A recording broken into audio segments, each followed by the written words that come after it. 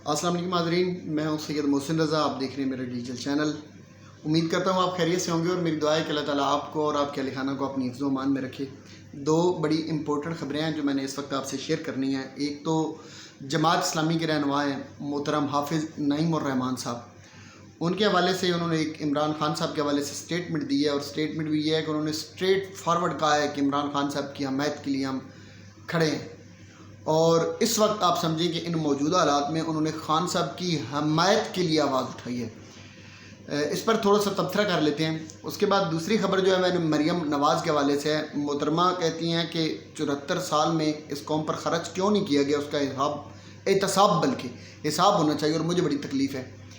दोनों बातें किस सिनेरियो में की गई और इस पर थोड़ी सी आगे बात भी कर लेते हैं कि इसका हिसाब और ये हमायत किस टाइप की है।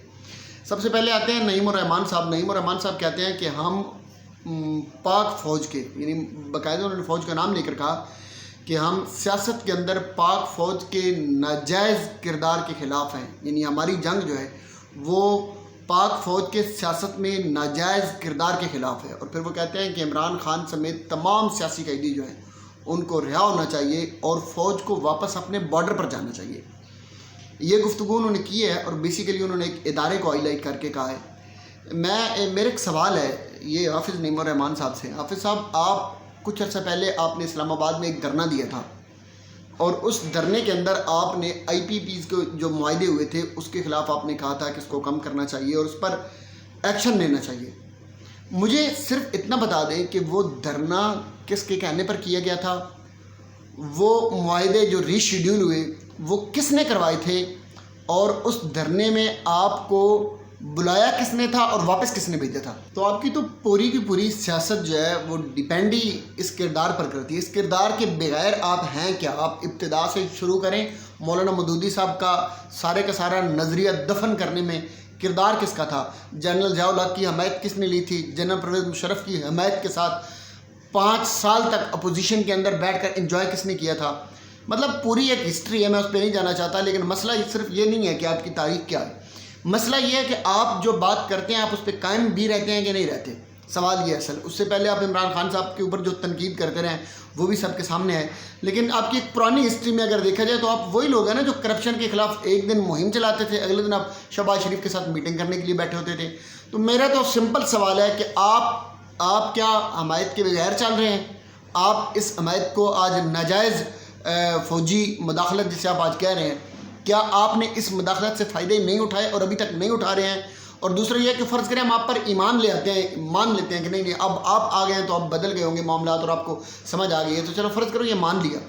तो आप ये बताएं कि अगली अब जो मीटिंग है वो अब GHQ में जाकर गेट नंबर 4 से एंट्री डालकर अगली मीटिंग आप इस्टेब्लिशमेंट के साथ कब करने लगे हैं और उसमें आपको नया जो सबक पढ़ाया जाएगा उस पर आप कब अमल करने जा रहे हैं। कोई आप इस बात का अहद कर सकते हैं हमारे साथ, आप वादा कर सकते हैं कि इसके बाद आप कोई ऐसी मीटिंग नहीं करेंगे। डर ये रहता है ना कि एक दिन आप खिलाफ बयान दे रहे हैं, अगले दिन पत्नी आपका कोई मुतालबा होगा बिहाइंड द कैमरा, आप वो पूरा करवाएंगे और उसके बाद आप फिर एक नई स्टेटमेंट लेके आ जाएंगे। आप पर ट्रस्ट कौन करे, आप पर एतमाद कौन करे। तो आप इस तरह की बातें ना किया करें, कौम यकीन नहीं करेगी आप पर। ये इमरान खान कार्ड इस्तेमाल करके जो आप अपना आप ग्राफ ऊपर ले जाने की कोशिश कर रहे हैं, ये आपको फ़ायदा बहरहाल नहीं होने वाला। मैडम मोहतरमा मरियम नवाज़ साहिबा वो फरमाती हैं कि मैंने पंजाब के ऊपर ख़र्च किया तो मैंने कोई एहसान नहीं किया, ये आपका फैसला था और मैंने आप पर ही किया। सबसे पहले तो बड़ा शुक्रिया आपका कि आपने ये मान लिया कि ये हमारा पैसा है और आप हम पर ख़र्च कर रहे हैं। ये आपकी खैर मेहरबानी है कि हमारा पैसा जो आपके पास था वो आप हम पर ख़र्च कर रहे हैं। पता नहीं आप कर भी रहे हैं कि नहीं कर रहे हैं और किस तरह कर रहे हैं, कितना कर रहे हैं, ये तो जब राज खुलेंगे, जब तक वो क्या ताज उछाले जाएंगे तो उस वक्त पता चलेगा कि आपने कब क्या किया हमारे साथ। तो खैर ये इतनी कोई ढकी छुपी बात नहीं है, बहुत जल्द ये भी होने वाला है। लेकिन साथ आपने दूसरी बात की कि पिछले 74-75 सालों का मुझे अफसोस है और आप पर अफसोस है, यानी हमें कौम को कहा कि आप पर अफसोस है कि आप पर ये पैसा पिछले 75 सालों में क्यों नहीं लगाया गया। आप क्यों नहीं इनसे पूछते कि आपका वो पैसा कहाँ है। तो मैडम हमने किससे पूछना है, आपके अब्बा हुजूर से हमने पूछना है। पिछले 74-75 साल में कायदे आज़म तो नहीं चला सारे 74-75 साल, वो आपके अब्बा हुजूर हैं। आखिरी 40 साल तो हम तो बचपन से जब से पैदा हुए हम तो आपके अब्बा जी, आपके चाचा जी को देख रहे हैं, आपको ही देख रहे हैं। आपकी गवर्नमेंट को बारियां बनाई हुई हैं ना, इस वक्त आपके साथ कुछ बैठे हैं। एक आध बार उनकी हुकूमत आई है, वरना 80 के ज़माने से 79 के बाद ज़िया-उल हक जब से आया उसके बाद आपका दौर तो शुरू हो गया था।